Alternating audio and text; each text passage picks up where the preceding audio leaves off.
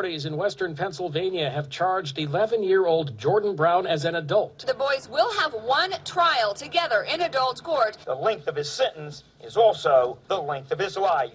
They're not old enough to drive, drink, or vote, but in America, kids as young as 7 years old can be tried as adults.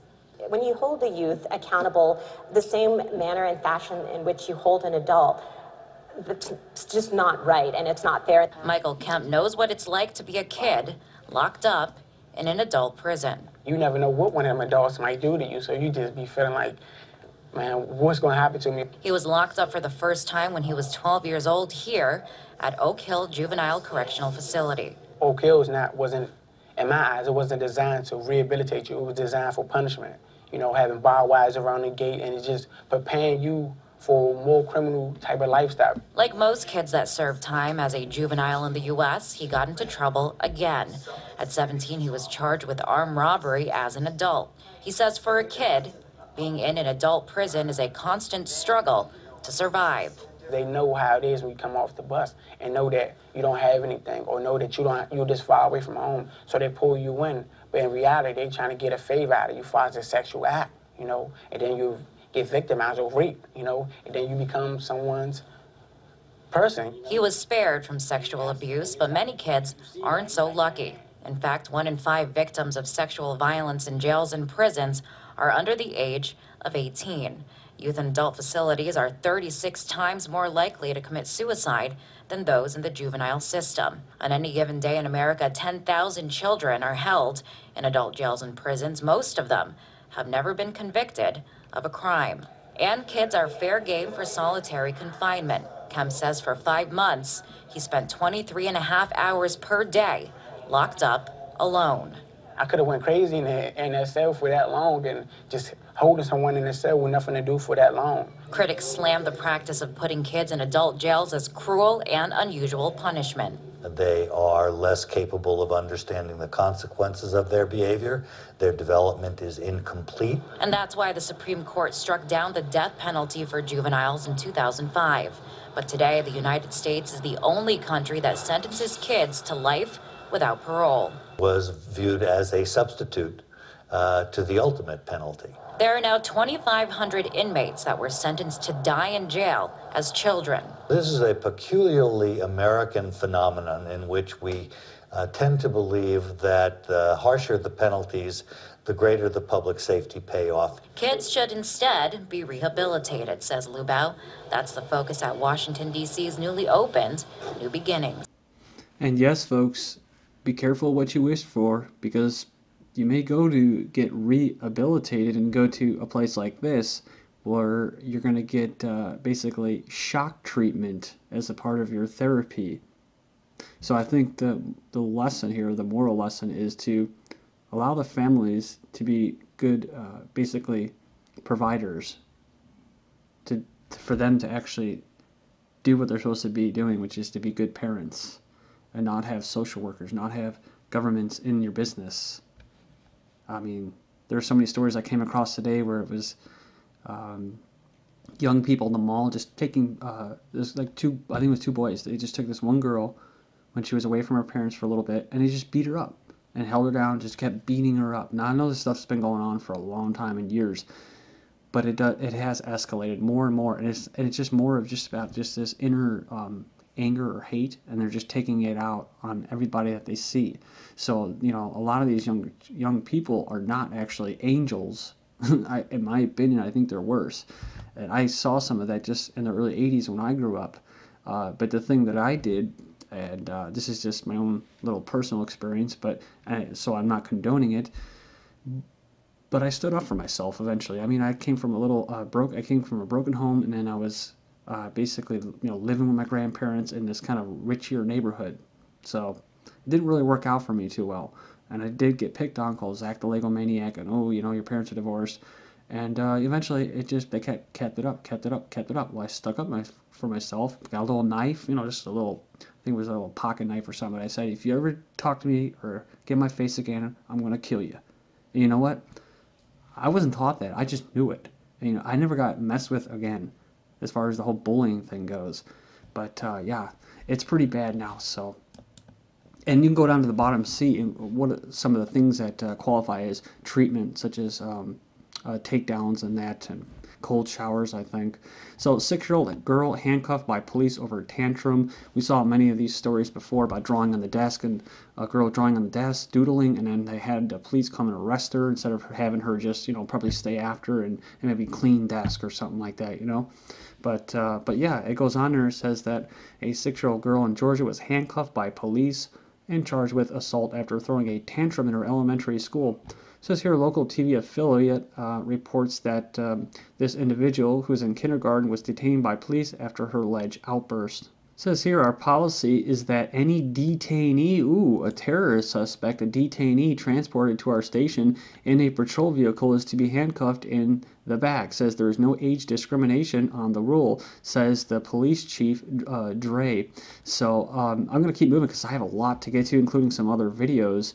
That's interesting, though, the word detainee, because I was just listening to a radio broadcast yesterday, and the individual mentioned how protesters are being referred to as detainees, as terror suspects. Remember, I was talking about how these fracking protesters, they're being actually viewed and handled as insurgents, as terrorists. So you can see what this whole thing was based off of, and it wasn't 9/11, because we know 9/11 was a farce, right? Like Pearl Harbor and all the other things. Remember the Maine, the Gulf of Tonkin, everything.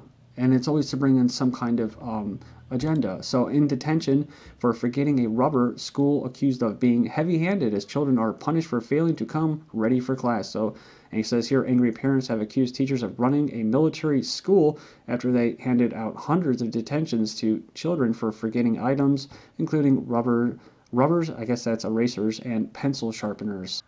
And next up, we have Truancy crackdown to include children, government to publish absentee figures for reception year, while behavior advisor, a behavior advisor, behavior modification or management advisor maybe, who knows, highlights children who failed to attend basically their early indoctrination into this global scientific dictatorship. And of course, if you have a temper tantrum, or if you don't like this, if you don't like being forced to go to one of these things, you may throw a temper tantrum. You don't want to be there. But see, your parents, they can't take care of you at home because, well, they got to go out and they got to work at least 1/3 of the year to pay taxes to the state so that they can carry out these eugenics programs. Then we have 10 disgusting examples of very young school children being arrested, handcuffed, and brutalized by police. You can go in there and check it out, all of them. I'm going to keep moving for time's sake, but at an elementary school in Baltimore, said here 3 9-year-old girls and an 8-year-old boy were arrested for fighting in March out of their elementary school in handcuffs. The police department is defending the handcuffing these kids, which they usually do. They usually defend what they do. It says here in Connecticut, a 10-year-old boy was actually arrested by police for giving another student a wedgie on a school bus. And remember, it's just like that South Park episode recently. I was glad that they came out with what they did, because I thought the other episodes kind of stunk. And this was the first one I saw that I actually liked in a while. Because they basically said, everybody's bullying. Everybody bullies each other. The best thing you can do is to stand up for it. But no. See, under this this kind of scientific dictatorship, or you can call it a Luciferian system, it's all about tolerance, right? And you have these virtuous people teaching about tolerance. Well, you don't have to tolerate people. You can stand them to a certain degree, but you shouldn't have to tolerate everything, right? So that's just my personal opinion. Again, just last year, a 5-year-old boy at a public school in Stockton, California was arrested by police and handcuffed with zip ties because he was committing battery on a police officer. So how much damage can a 5-year-old kid really do to a police officer?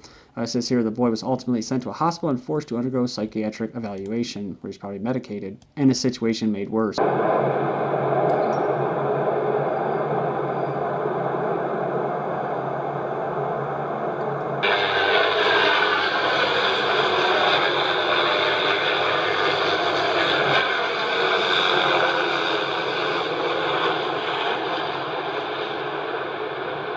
That is 2 helicopters flying flying through downtown Chicago. It's 9:30 at night. They don't even have lights on. They're flying about 10 stories above the street.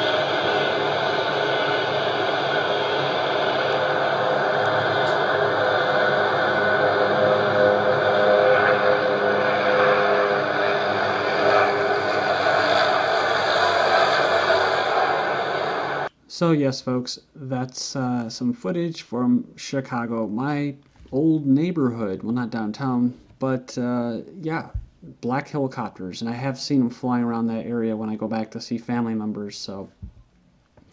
Okay, so oh, and one quick note is that those things, when they're flying around, usually they're actually going to top of buildings, and not just any skyscraper, but banks.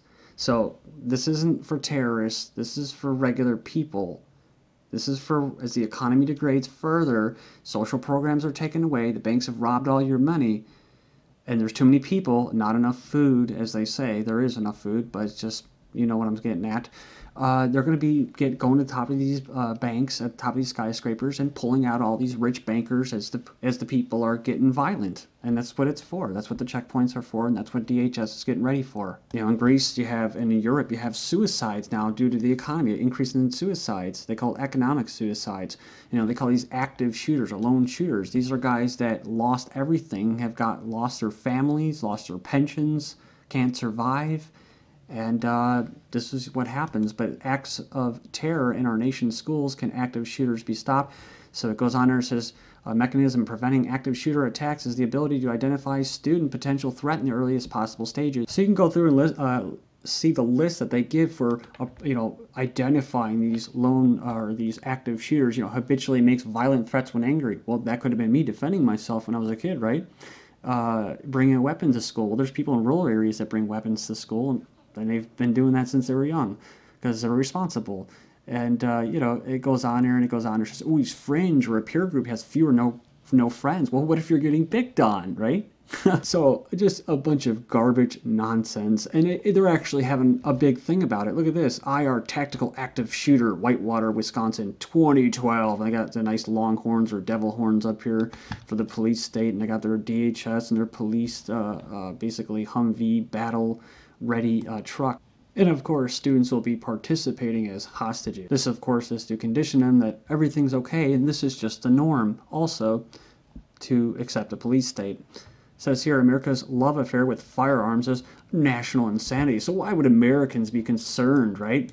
Why would they be concerned? What the government is buying these days, hollow point bullets, hardened checkpoint booths, radiation pills, that's right. They're also having exercises at the Social Security office for angry recipients, right? When they get cut off. They've also been having Army, National Guard's been holding exercises just the past month due to a possible basically unrest, civil unrest due to an economic crisis. DHS buying 450 million bullets, we knew about that. But they're also stocking up on these hollow points that will include 750 million hollow point ammunition for short-range firearms. That's right. Something I just learned recently, the Hague Convention of 1899 prohibited the use of the international warfare of bullets that easily expand or flatten the body as these basically hollow points do. They're not made to wound, they're made to kill. And they have twice the amount of the American population. America's love affair with firearms is national insanity, says Cynthia Tucker. Well, let's not forget back in 2009, right after Obama got elected, the Department of Defense tried to cut off sales of spent cartridges cases to U.S. ammunition manufacturers. But they backed off after public outcry. It left me no doubt about her sexual preference. Bar Raffaele, an Israeli model, felt violated after airport pat-downs by female security guards. Let's not forget the ruling that decided that jail guards may strip search individuals arrested for minor technical violations such as parking tickets and so forth. And then what? How the U.S. uses sexual humiliation as a political tool to control the masses. So they're doing this to the airport to basically humiliate you and basically force you to capitulate. They were doing it in Iraq, and they were doing it to Bradley Manning, who was in solitary confinement. And Stanford prison experiment used middle-class white Americans for what? Many of the prisoners passively accepted psychological abuse. The goal was also to induce disorientation, depersonalization, and de-individualization. So here we are again, more American troops posting with corpses in Afghanistan. Is the Olympic host London ready for the world? Well, they're only missing one thing, panic. After giant sandcastle demolished after it was just made due to safety fears. But don't worry, Army snipers will be above you to protect you.